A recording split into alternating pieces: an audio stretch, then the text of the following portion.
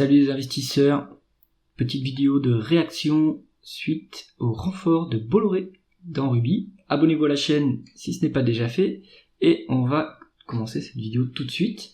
Donc vous l'avez suivi, hier j'ai fait une vidéo à ce sujet et l'article est disponible sur le blog. Patrick Mollis, via la Compagnie nationale de navigation et en son nom propre, s'est renforcé lourdement au capital de Ruby pour détenir jusqu'à 18% des droits de vote. Et dans la soirée d'hier, également à 20h30, communiqué de presse ici du groupe Ruby.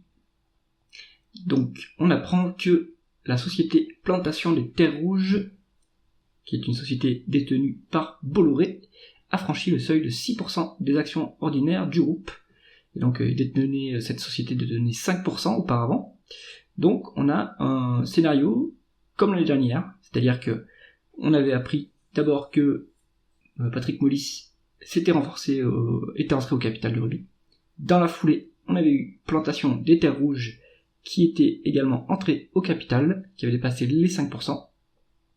Et puis, après, par la suite, on avait Ronald Saman, qui était quand même un actionnaire de long terme de Ruby, qui s'était renforcé. Alors, là, ça rappelle le scénario de l'année dernière. Donc, il va y avoir potentiellement une nouvelle tentative de putsch. Qu'est-ce que pourraient faire ces actionnaires activistes pour essayer de prendre le contrôle de la société? Eh bien, dans les statuts de l'entreprise, on peut apprendre que pour révoquer des gérants, il faut une majorité de 3/4 des votes, droits de vote, avec un quorum de 25% des actionnaires. Mais pour pouvoir faire ce vote, il faut avoir la majorité au conseil de surveillance pour convoquer une assemblée générale extraordinaire. Donc, le scénario que l'on va avoir, à mon avis, ça c'est une hypothèse, donc le scénario qu'on va avoir, ça va être Mollis qui redépose des motions pour essayer de prendre le contrôle du conseil de surveillance. Donc il avait échoué l'année dernière. Il avait échoué de mémoire, moi j'avais été à l'assemblée générale. De mémoire, il avait, pour son nom propre, pour sa nomination, il avait échoué de très peu pour être au conseil de surveillance, et il avait nommé 2 autres personnes de sa famille, de mémoire, et là par contre ça avait été très loin de passer.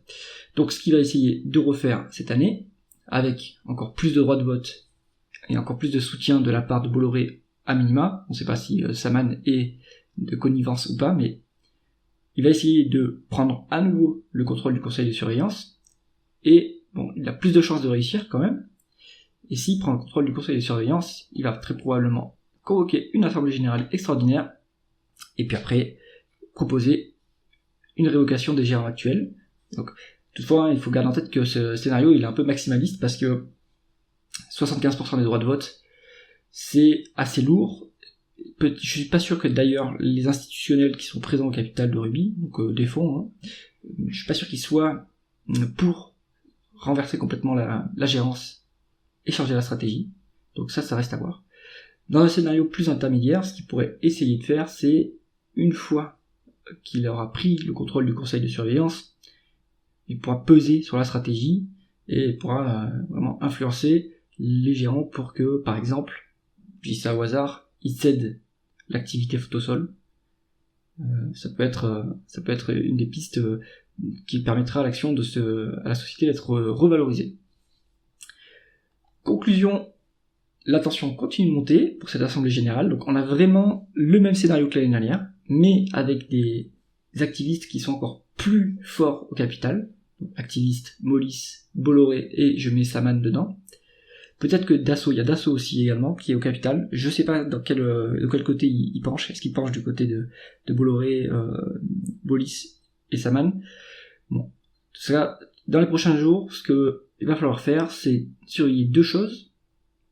La section franchissement de seuil, est-ce que Ronald Saman va se renforcer, puisque là du coup, lui il perd du poids relativement par rapport aux autres, mais qui se sont renforcés. Et il faudra regarder la section toute publication concernant le dépôt de motion pour l'assemblée générale ordinaire de cette année. C'est là qu'on verra si Mollis tente à nouveau de remplacer le conseil de surveillance.